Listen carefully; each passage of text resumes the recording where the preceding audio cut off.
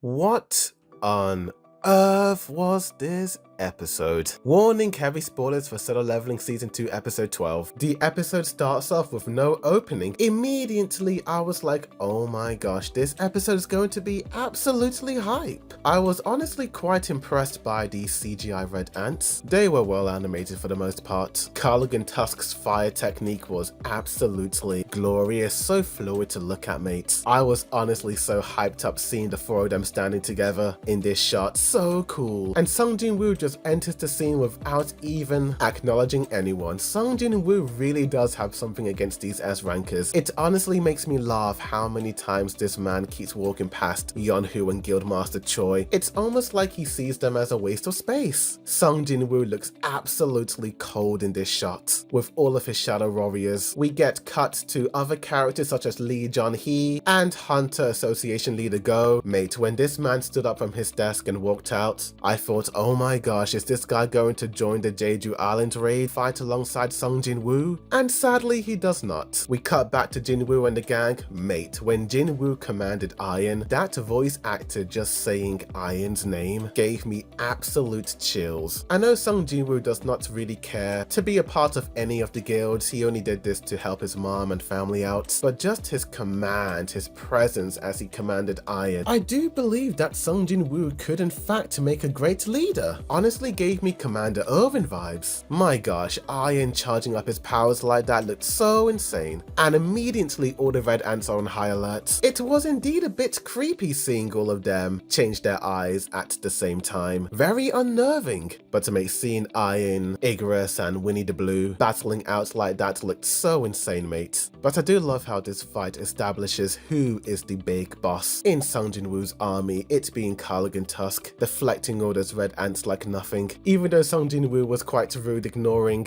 the S rankers at first, I did like how he gave them the healing potions, still showing that he isn't an evil son of a gun. Damn, the healing potion not working on my lovely sophisticated Chai High-End the dancer really pains my heart. I love this gal. I do like how even though Sung Jinwoo came in so coldly, looking like he has the situation under control, he still looked quite annoyed seeing the swarm of red ants, showing us that Sung Jinwoo is not invincible, although the final sequence says otherwise. Oh man, Chairman Go absolutely caring for his S rankers, really concerned about what happened to them and just wanting to fight alongside them. It really pains my heart because you can see the frustration and annoyance, knowing that if you were a few years younger, you could have stand toe to toe with your fallen comrades. I feel his pain and I feel bad for the dude.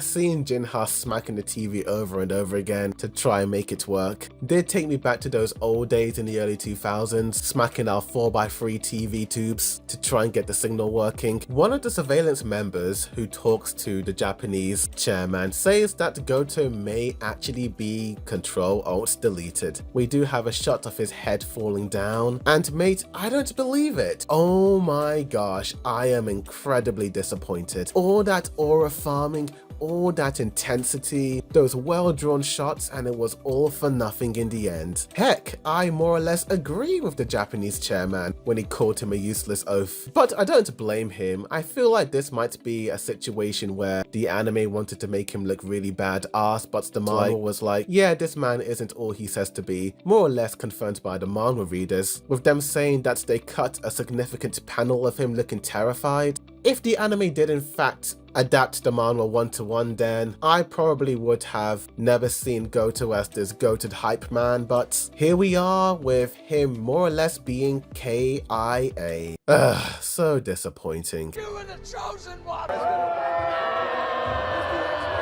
You blew it!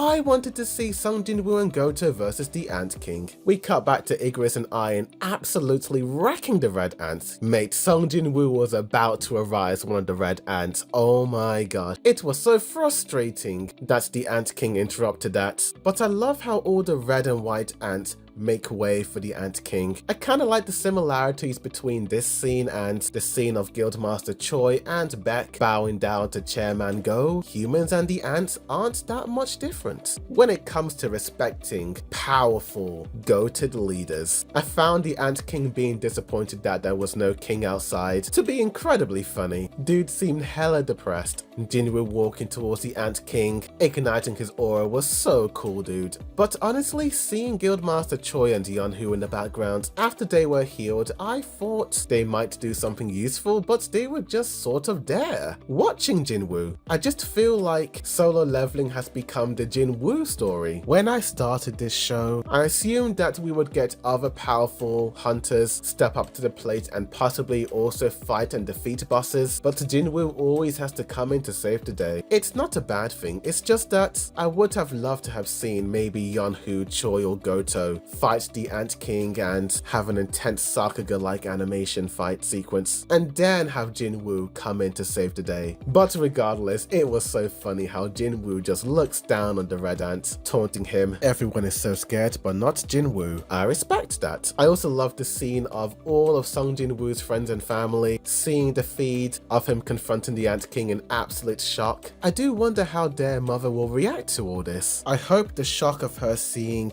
Jinwoo fighting this demon will not put her in shock and take her back to the hospital. That would be way too sad. But dude, seeing Jaeman Go get hyped up seeing Sung Jinwoo was more or less my reaction. He is the audience surrogate. I honestly was laughing at this scene. I just love how after their first meeting he's like, yep, Sung Jinwoo is the GOAT. I have faith in him. While Choi and Yeonwoo are still quite hesitant on whether or not he can defeat the Ant King. I love Chairman Go being Sung Jinwoo's cheerleader. Give this man pom-poms and a skirt. But the battle finally begins. I loved how the first half of the battle is a bunch of really detailed animated sequences of Sung Jinwoo and the Ant King punching one another in slow motion. I feel like the animators heard the backlash regarding the snappy animation and gave the people who liked that the snappy animation while also giving us these slow motion, smooth animation sequences. When the Ant-Man King used some sort of poison on Jinwoo, I was like, oh my gosh, this better not be a cliffhanger ending. But fortunately, it wasn't. The episode gave me AOT vibes, with some of the Japanese members being terrified at the Ant King, while others are trying to fight back and win. I do like seeing the fear in some of these humans. Yeah, they are these S-rankers, but they're also human. They're scared of the unknown. Jinwoo heals himself, and then we get this WTF moment of the Ant King evolving.